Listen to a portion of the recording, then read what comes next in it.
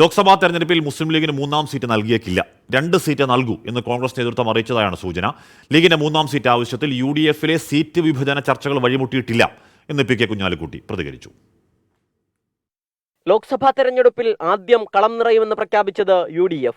മറ്റെല്ലാ മുന്നണികളും 20 സീറ്റുകളിലെയും സ്ഥാനാർത്ഥികളെ സംബന്ധിച്ച് ഏകദേശ ധാരണയിലേക്ക് എത്തുമ്പോൾ UDF-ൽ ഇതുവരെ സീറ്റ് വിഭജനം പോലും പൂർത്തിയാക്കാനായിട്ടില്ല. മുസ്ലിം ലീഗിന്റെ 3ാം സീറ്റ് ആവശ്യത്തിൽ ചർച്ച വഴിമുട്ടി നിൽക്കുകയാണ്.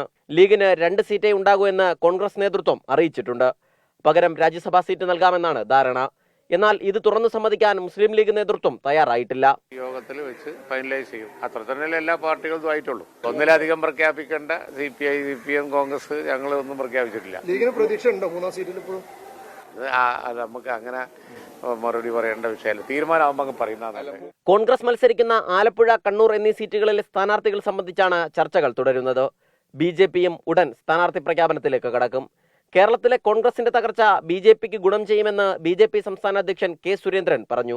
നരേന്ദ്രമോദിയിലുള്ള വിശ്വാസം കേരളത്തിൽ ഓരോ ദിവസവും കഴിയുമ്പോഴും കൂടിക്കൂടി വരികയാണ്. കോൺഗ്രസിനോടുള്ള കോൺഗ്രസിന്റെ തകർച്ച കേരളത്തിൽ NDA-ക്ക് കൂടുതൽ ശക്തമായിട്ടുള്ള സ്വാധീനം ഉറപ്പിക്കുകയാണ്.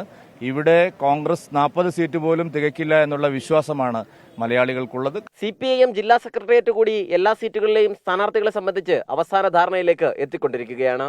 ഈ മാസം 27-നാവും സ്ഥാനാർത്ഥി പ്രഖ്യാപനം. 24 തിരുവനന്തപുരം.